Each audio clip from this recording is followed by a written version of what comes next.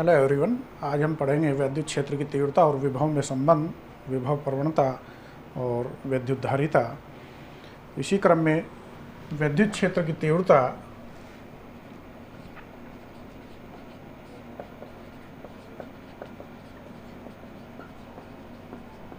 एवं विभव में संबंध।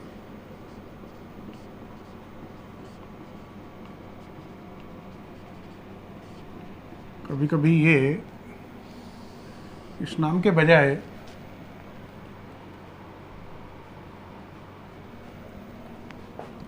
विभव प्रवणता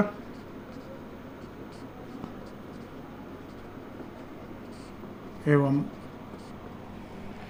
विद्युत क्षेत्र की तीव्रता में संबंध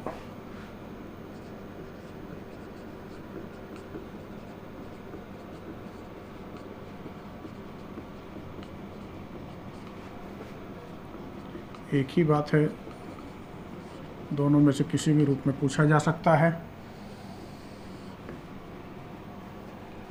या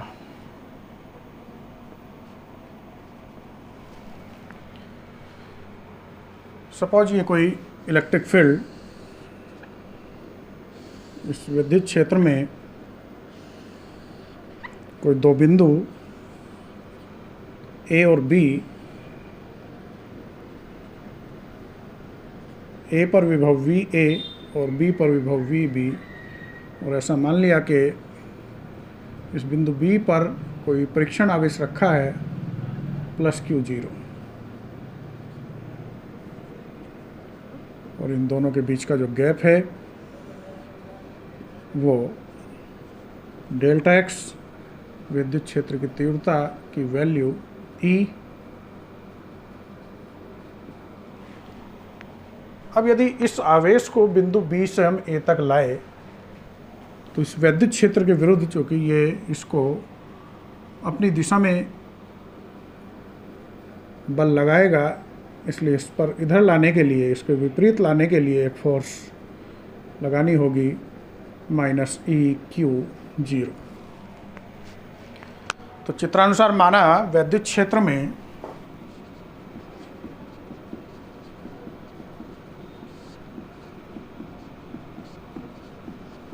किसी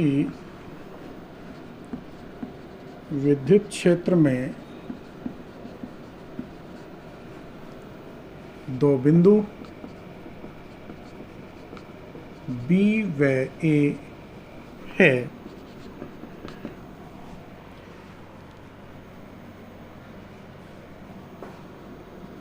और यदि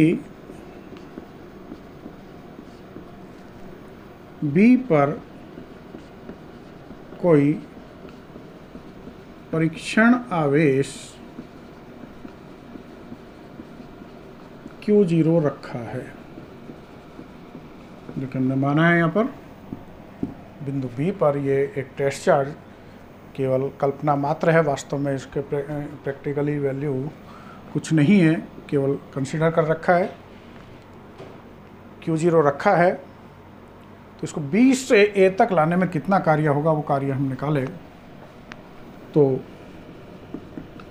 इसे B से A तक लाने में किया गया कार्य,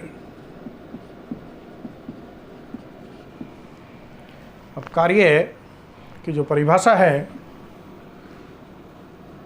क्योंकि चेंज है इसलिए डेल्टा का यूज करेंगे, बराबर होता है बल गुणा विस्थापन डेल्टा W बराबर फोर्स F और विस्थापन डेल्टा X, और यहाँ पर जो फोर्स लग रही है वो -EQ लग रही है, EQ0, क्योंकि यहाँ पर हम लिखेंगे, रीजन लिखेंगे E बराबर होता है F/Q0 के, इसलिए फोर्स जो है वो -EQ0 इंटू डेल्टा X हो जाएगी। और वैद्युत विभव की जो परिभाषा है V बराबर W/Q होती है, इसलिए यदि हम इसको Q0 को इसके नीचे ले आए, implies delta W upon Q zero बराबर minus E into delta x, और ये बराबर होगा V बराबर होता है W अपॉन क्यू।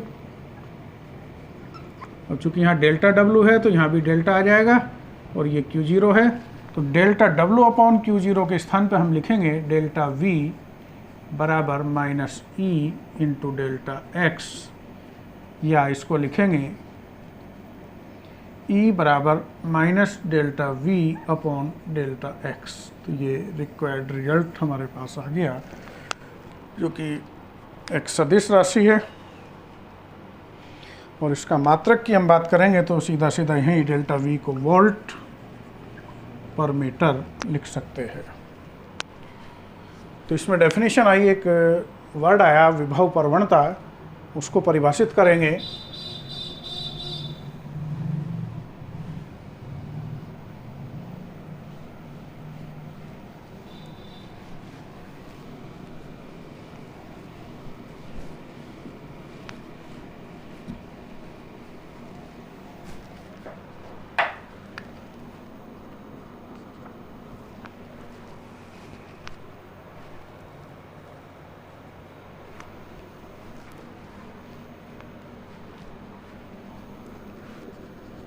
दूरी के साथ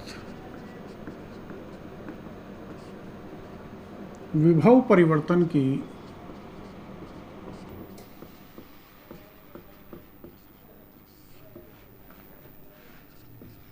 दर विभव प्रवणता कहलाती है।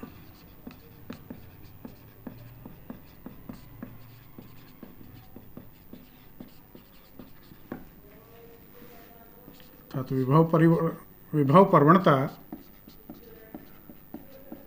बराबर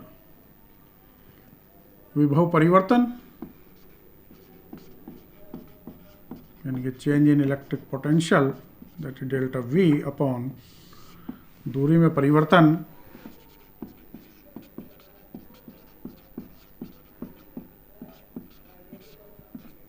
डेल्टा x। और इससे पहले जो डेरिवेशन हमने प्रूव किया वो कहता है कि वैद्युत क्षेत्र की जो तीव्रता है वो ऋणात्मक विभव प्रवणता के बराबर होती है, यानी कि E बराबर minus delta V upon delta x. इसमें नेक्स्ट टॉपिक आता है विद्युत धारिता। धारिता शब्द आपने इससे पहले कहीं ना कहीं सुना होगा, कैपेसिटी, धारण करने की क्षमता।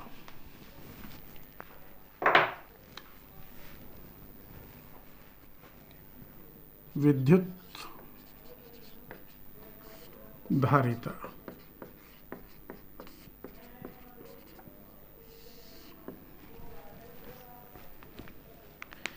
इसका कॉन्सेप्ट समझने के लिए एक घटना हम देखते हैं। घरों में आप बैटरी यूज करते हैं जो इन्वर्टर पे यूज होती है।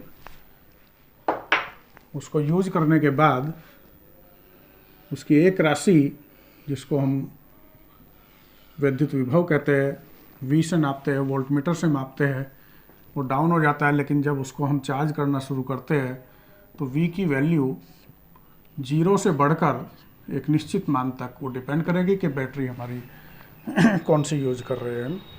6 वोल्ट की कर रहे हैं, 12 वोल्ट की कर रहे हैं, या 24 वोल्ट कर रहे हैं। हालांकि इन्वर्टर पर सिंगल बैटरी में जो बैटरी यूज होती है वो 12 वोल्ट वाली होती है, और 0 से 12 वोल्ट तक ये धीरे धीरे बढ़ने लगता है। ये घटना कुछ ऐसी है कि जैसे कि इसमें हम एक पानी का टैंक है, इसमें पानी की मात्रा बढ़ानी शुरू करें तो धीरे धीरे इसका लेवल ऊपर बढ़ता जाएगा। ये लेवल बढ़ रहा है, पानी की जो मात्रा है जैसे जैसे बढ़ेगी वैसे वैसे ये लेवल बढ़ता जा रहा है। इसको इलेक्ट्रिसिटी से हम कंपैरिजन करें तो मात्रा जो है वो आवेश की मात्रा है।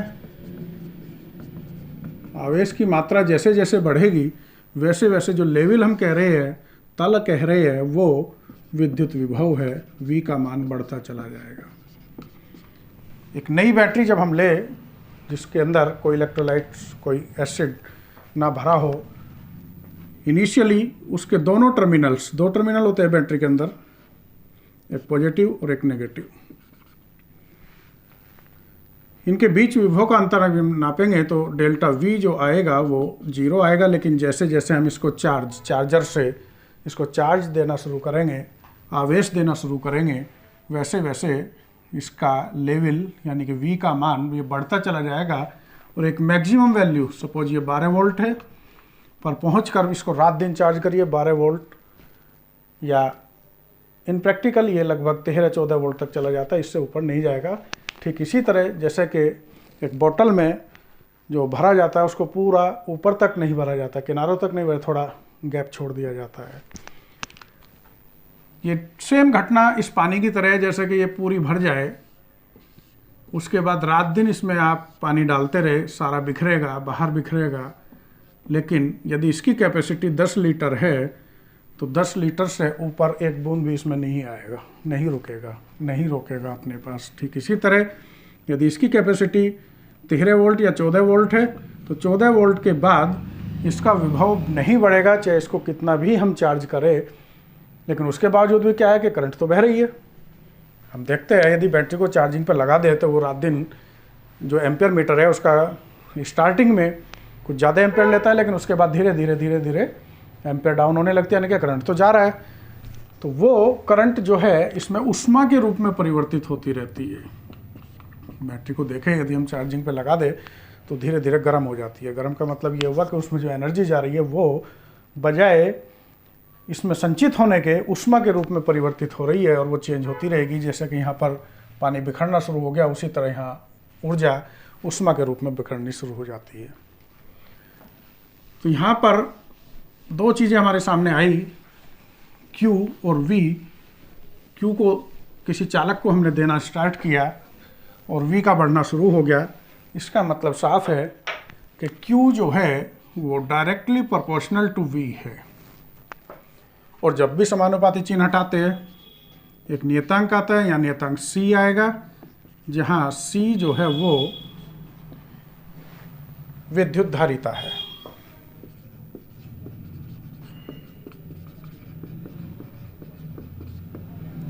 इस तरह C बराबर Q/V सूत्र आ गया।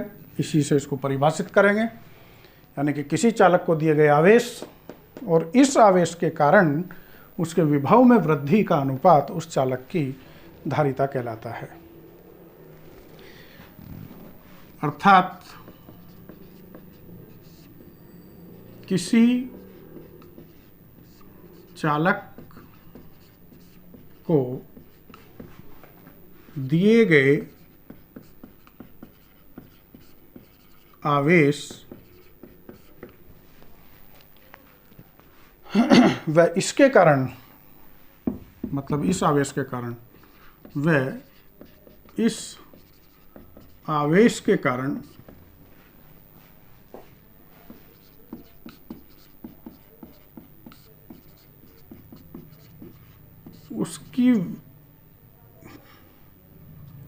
उसके विभव में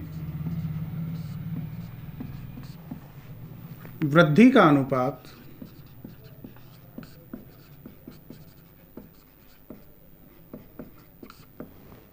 विद्युत धारिता कहलाता है।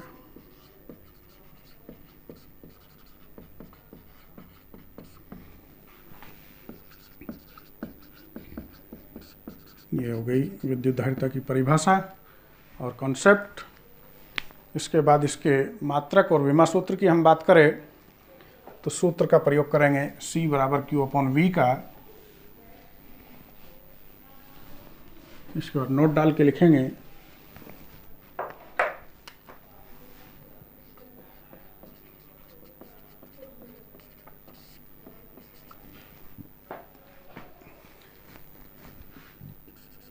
धारिता का विमा सूत्र।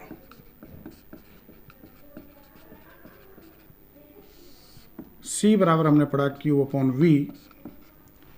V का यदि आपको डायरेक्ट विमा सूत्र याद नहीं है तो इसको भी चेंज कर सकते हैं, क्योंकि V बराबर होता है W/Q, ये हम पढ़ चुके हैं। तो यहाँ पर Q अपॉन W और ये Q ऊपर चला जाएगा और Q बराबर होता है IT। यहाँ Q स्क्वायर है और I के लिए A और T के लिए T का यूज करते हैं, तो इस तरह से ये A T का होल स्क्वायर और W यानी कि कार्य का विमा सूत्र होता है mL2T-2। इस तरह इसको ऊपर ले जाएंगे तो m-1 L2 ये ऊपर जाकर T की पावर प्लस 2a और 2a T4 A2, ये इसका विमा सूत्र आ गया m-1 L-2 T4 A2। इसके मात्रक की हम बात करें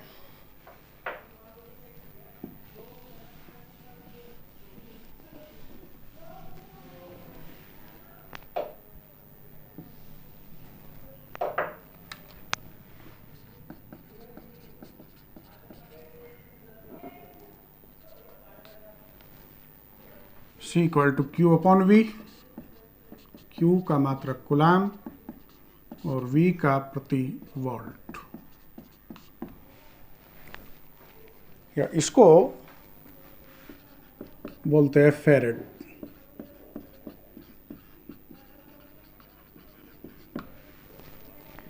यदि मूल राशियों के पदों में, मूल मात्रकों के पदों में धारिता का मात्रक पूछा जाए तो आप विमा सूत्र निकालेंगे। उसके बाद m के लिए किलोग्राम की पावर -1, मीटर की पावर +2, सेकंड की पावर ये +4 और a जो कि एम्पियर के लिए यूज होता है एम्पियर की पावर 2 लिख सकते हैं। अब चूंकि इस एक कूलाम पर वोल्ट को एक फेरेड कहते हैं, तो एक फेरेड कितना होगा इसको डिफाइन करते हैं। तो नेक्स्ट हेडिंग डालेंगे एक फेरेड।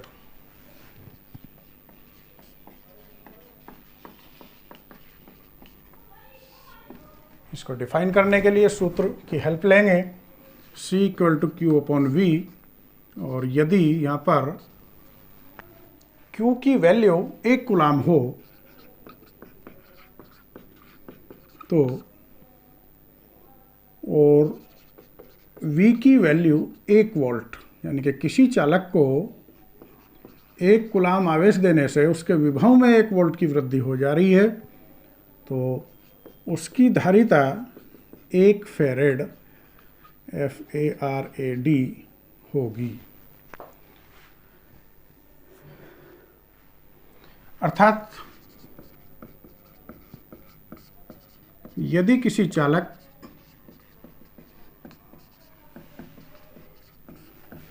को 1 कूलाम आवेश देने पर या देने से उसके विभव में 1 वोल्ट की वृद्धि हो तो उस चालक की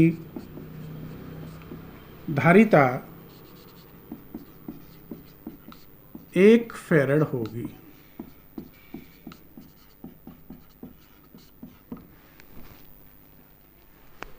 ये न्यूमेरिकल्स में काफ़ी यूज करना है हमें। उसके बाद नोट डाल के लिखेंगे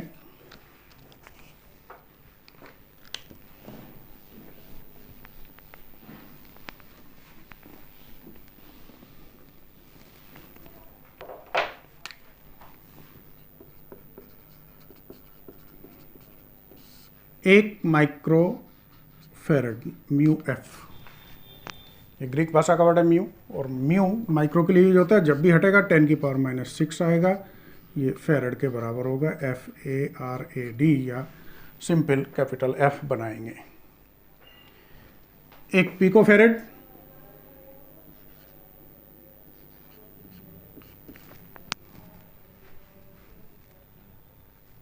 बराबर होगा, ये माइक्रो 2 बार भी हो सकता है, कहीं कहीं पिको भी हो सकता है, और ये माइक्रो फेरेड बराबर होगा 10⁻⁻12 फेरेड।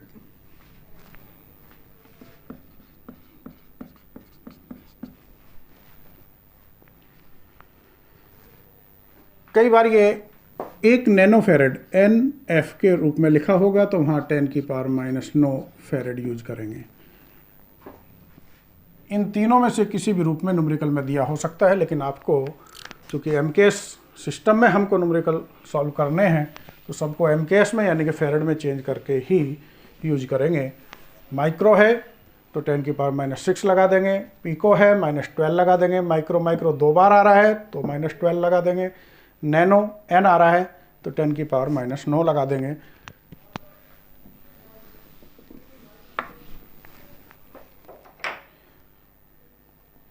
इसका नेक्स्ट टॉपिक आता है विलगित गोलीय चालक की धारिता।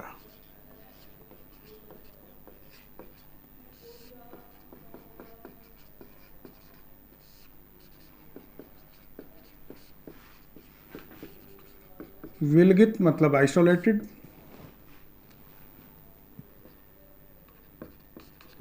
ये आइसोलेट शब्द इस समय कोरोना काल में बहुत यूज हो रहा है। आइसोलेट मतलब अलग थलग, किसी से कोई संबंध नहीं। तो यहाँ पर सपोज ये कोई गोलीय चालक, इसकी रेडियस कैपिटल R या स्मॉल a मान सकते हैं। यहाँ पर कैपिटल R ले ले, इसको प्लस Q आवेश दिया तो इसके पृष्ठ पर फैल जाएगा।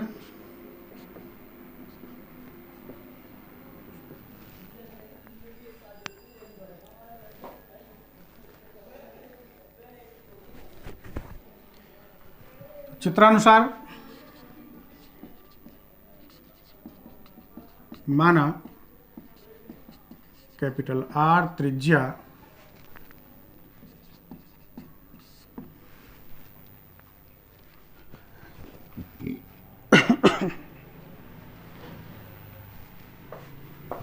के विलगित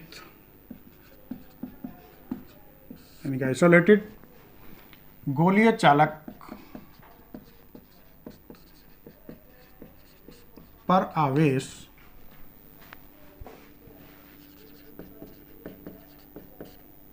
प्लस Q है तो चालक पर यानी कि उसके पृष्ठ पर विभव का सूत्र हम गॉस थ्योरम में पढ़ चुके हैं।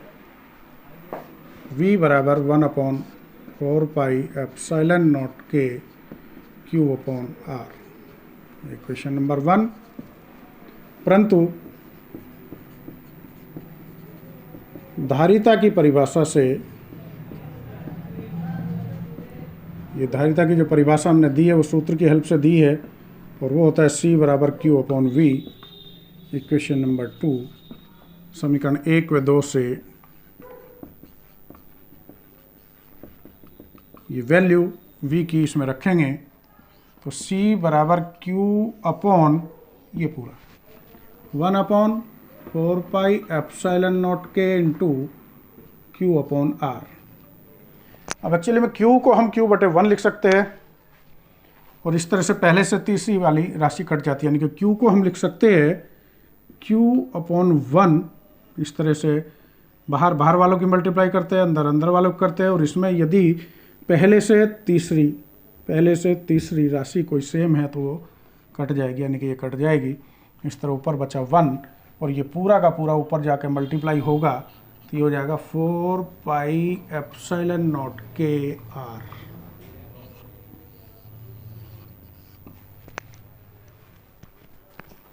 ये विलगित गोलीय चालक की धारिता के लिए व्यंजक आ गया।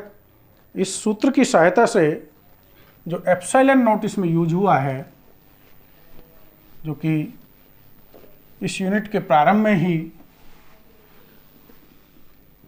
कूलाम का नियम हमने पढ़ा, उसमें ये राशि यूज हुई, जो कि निर्वात की विद्युतशीलता को व्यक्त करती है, का मात्रक पढ़ा। उस मात्रक को यहाँ पर दूसरे रूप में निकाल सकते हैं, नोट डाल के लिखेंगे।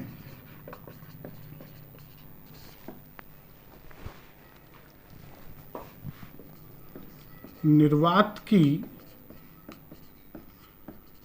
विद्युतशीलता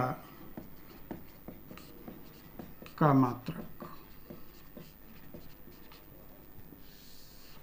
C बराबर 4πε0 इसको एप्सिलॉन नॉट के लिए हम सॉल्व करें तो ये हो जाएगा C/4πr। हम देख रहे हैं यहाँ पर 4 नेचुरल नंबर, कोई मात्रक नहीं, पाई विमाहीन, के विमाहीन, बचा r और c, इन दोनों का मात्रक हमने पढ़ा। c का मात्रक फेरेड प्रति r के लिए मीटर, जबकि वहाँ जो हमने विमा सूत्र या मात्रक निकाला था वो F बराबर 1/4πε0 k into Q1 Q2 upon r square से निकाला था, और इसको एप्सिलॉन नॉट के लिए हमने सॉल्व किया था तो ये हो गया था 1/4πk Q1 Q2 upon FR square. ये मात्रक विहीन बचा था क्या, कूलाम स्क्वायर प्रति F के लिए न्यूटन मीटर स्क्वायर। इस तरह ये दोनों मात्रक फैराड प्रति मीटर और कूलाम स्क्वायर पर न्यूटन मीटर स्क्वायर एक ही भौतिक राशि एप्सिलॉन नॉट यानी कि निर्वात की विद्युतशीलता को व्यक्त करते हैं। यदि कहीं एप्सिलॉन नॉट का मात्रक फैराड पर मीटर दिया है या कूलाम स्क्वायर पर न्यूटन मीटर स्क्वायर दिया है तो इसमें कंफ्यूज होने की आवश्यकता नहीं है, दोनों का मतलब एक ही है। इसके बाद नेक्स्ट टॉपिक आता है किसी चालक की विद्युत स्थितिज ऊर्जा, यदि उसको हम आवेश दे रहे हैं, आवेशित कर रहे हैं, उसकी धारिता के अकॉर्डिंग उसको आवेश दिया जा रहा है। तो नेक्स्ट टॉपिक आवेशित चालक की स्थितिज ऊर्जा।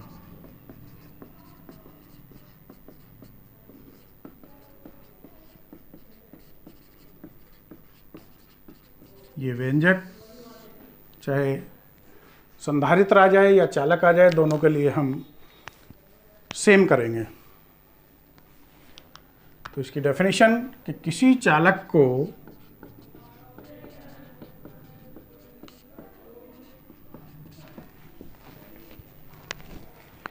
आवेशित करने में जो कार्य किया जाता है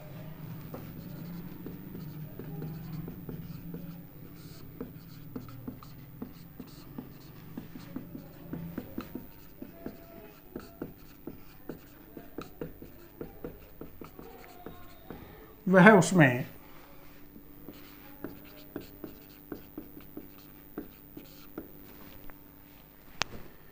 विद्युत स्थितिज ऊर्जा के रूप में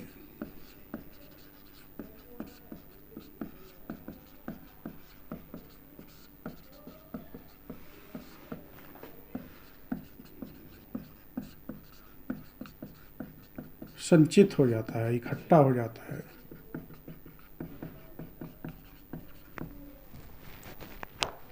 ये डेफिनेशन हुई।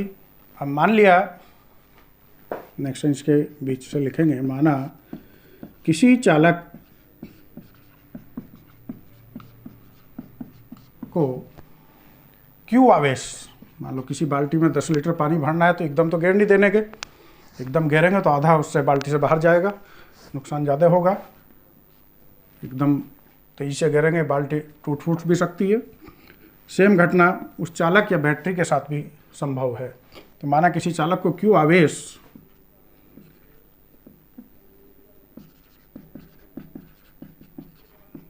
छोटे छोटे पार्ट्स में, टुकड़ों में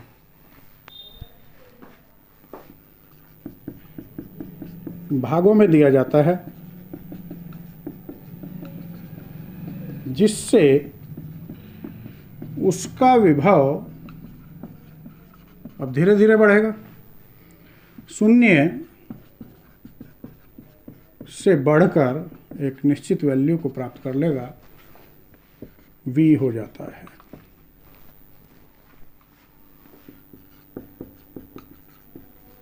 तो विद्युत स्थितिज ऊर्जा की परिभाषा से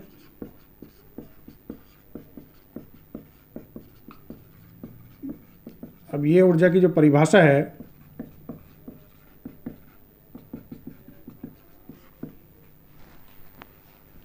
वो कह रही है कि कार्य के बराबर है जो कार्य किया जा रहा है। तो हम यहाँ पे लिखेंगे इसी के नीचे से विद्युत स्थितिज ऊर्जा की परिभाषा से, यानी कि U जिसको हम कह रहे हैं बराबर हो गया W के, और W है कार्य जो उसको आवेशित करने में किया गया, और क्योंकि V बराबर होता है W/Q या W बराबर होता है V × Q, और विभव जो है वो धीरे धीरे बढ़ रहा है, एकदम नहीं बढ़ रहा है। तो विभव में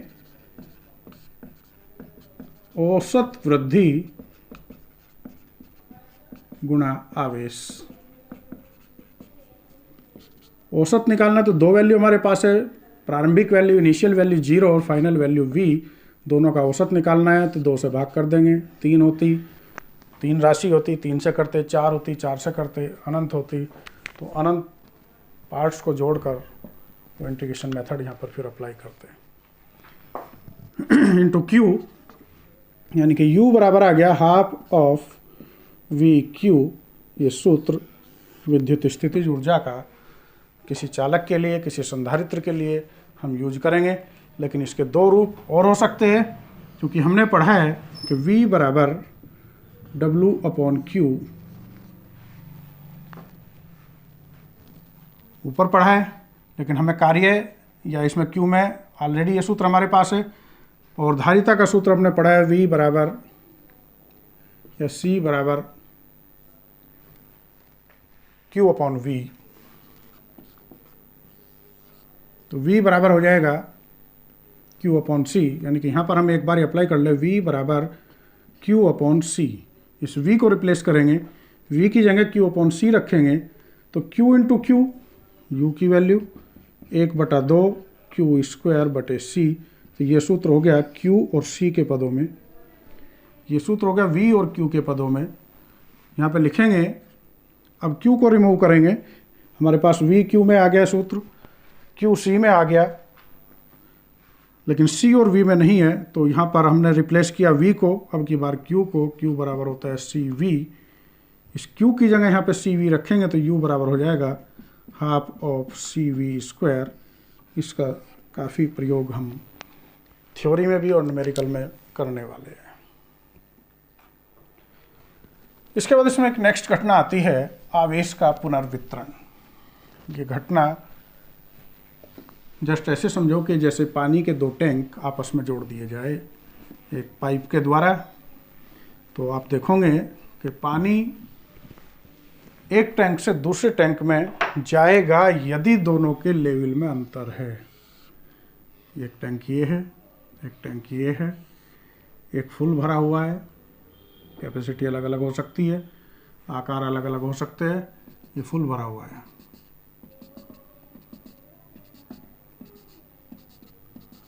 और ये पार्शियल फील्ड है या खाली है। इनको नीचे से, बॉटम से एक पाइप के द्वारा कनेक्ट करा दें तो क्या होगा?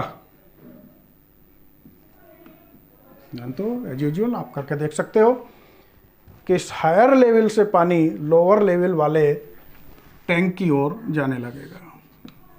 और कब तक जाएगा?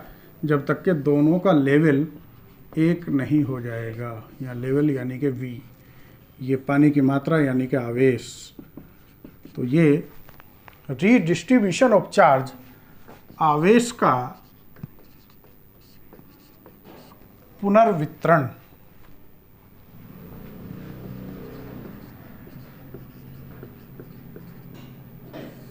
रीडिस्ट्रीब्यूशन ऑफ चार्ज में हम पढ़ेंगे कि हमारे पास दो चालक हैं,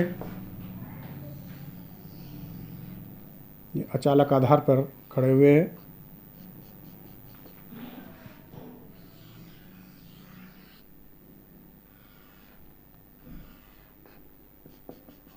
ये A, ये B।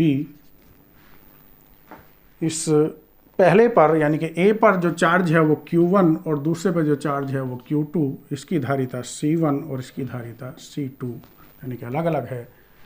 और इनको यदि हम एक चालक तार के द्वारा, पतले तार के द्वारा जोड़ दे, तो जोड़ने के बाद जैसी घटना यहाँ पाइप से जोड़ी, पाइप का काम ये तार करेगा, यहाँ पानी बह रहा है, यहाँ आवेश बहेगा, हायर लेवल मतलब उच्च विभव वाले चालक से निम्न विभव वाले चालक की ओर तब तक प्रवाहित होगा जब तक कि दोनों पर विभव समान नहीं हो जाने का, और वो समान विभव इन दोनों का उभयनिष्ठ विभव कहलाएगा। जैसे कि यहाँ पर दोनों का लेवल, तल या विभव इक्वल नहीं हो जाता।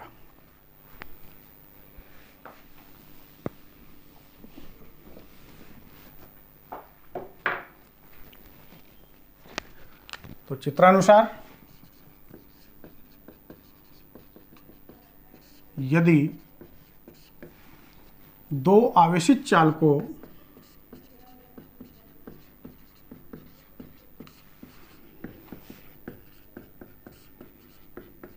एक पतले चालक तार से जोड़ दे, प्रवाह किसका हो रहा था? पानी का, यहाँ मतलब आवेश का। तो आवेश का प्रवाह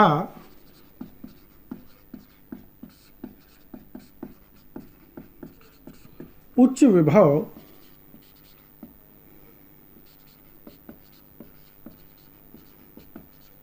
के चालक से निम्न विभव के चालक में तब तक होगा जब तक कि दोनों पर विभव समान नहीं हो जाता।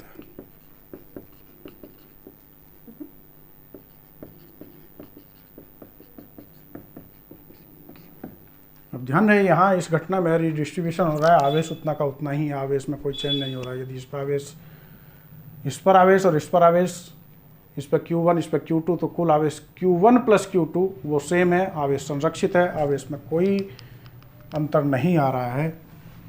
अतः उभयनिष्ठ यानी कि कॉमन विभव V बराबर होगा कुल आवेश अपॉन संयुक्त धारिता।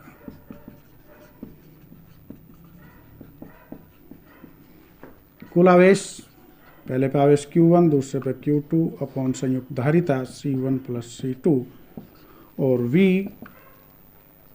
और Q में रिलेशन हम पढ़े हैं, Q बराबर CV, या Q1 बराबर जो होगा वो C1 V1 के बराबर होगा। इस तरह Q1 की जगह यहाँ लिख सकते हैं हम C1 V1 plus C2 V2 upon C1 plus C2, यानी कि दो चालकों का यदि उभयनिष्ठ विभव हमें निकालना है तो वहाँ पे हम सूत्र C1 V1 plus C2 V2 upon C1 plus C2 use करेंगे, या यदि किसी दूसरे रूप में दिया, आवेश हमें पूरा दिया है, धारिता और विभव नहीं दिया है, तो वहाँ पे डायरेक्ट ये कॉन्सेप्ट यूज करेंगे, कुल आवेश यानी कि Q1 प्लस Q2 अपॉन संयुक्त धारिता, दोनों की जो रिजल्टेंट परिणामी धारिता है वो निकाल कर दोनों को सीधे सीधे जोड़ कर रख देंगे। अब इसमें जो Q1 है वो पहले चालक पर आवेश है और Q2 दूसरे चालक पर आवेश है। C1 C2 इसमें चाहो तो नीचे लिख सकते हो।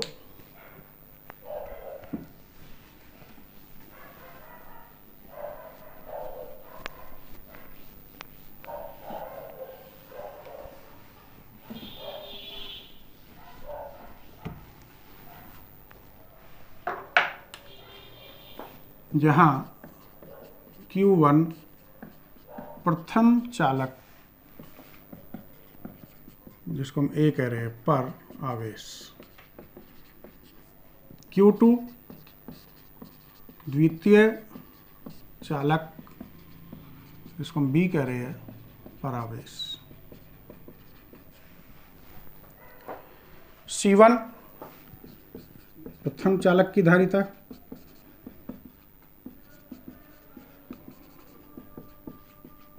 और C2 द्वितीय चालक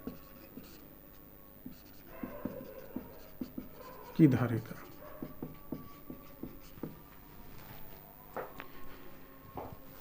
अब होता क्या है कि आवेश का रिडिस्ट्रीब्यूशन हुआ तो आवेश की मात्रा चेंज हुई।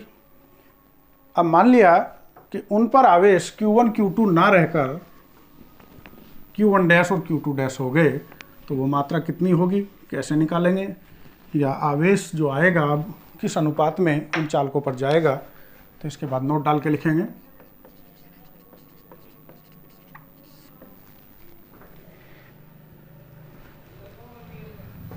यदि आवेश पुनर्वितरण के पश्चात चालकों पर आवेश क्रमशः Q1 डैश व Q2 डैश हो, तो अब Q1 डैश यहाँ बराबर हो जाएगा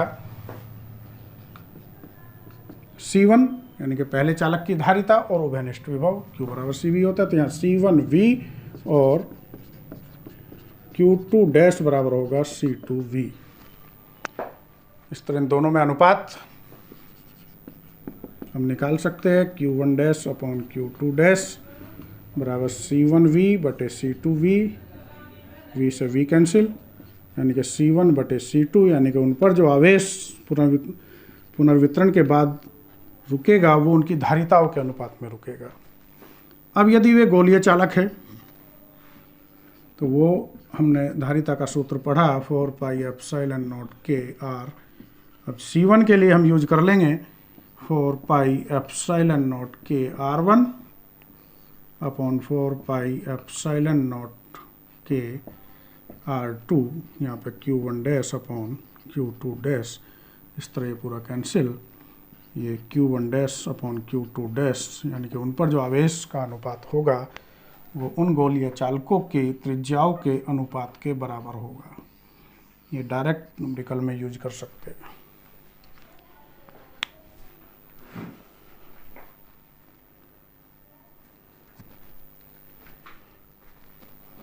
ये काफ़ी हो गया है। Okay, thank you. इसके बाद नेक्स्ट टॉपिक में हम पढ़ेंगे स्थानांतरित आवेश की मात्रा, यानी कि कितना आवेश एक चालक से दूसरे चालक को हुआ, वो नेक्स्ट लेक्चर में पढ़ेंगे। Okay, thank you.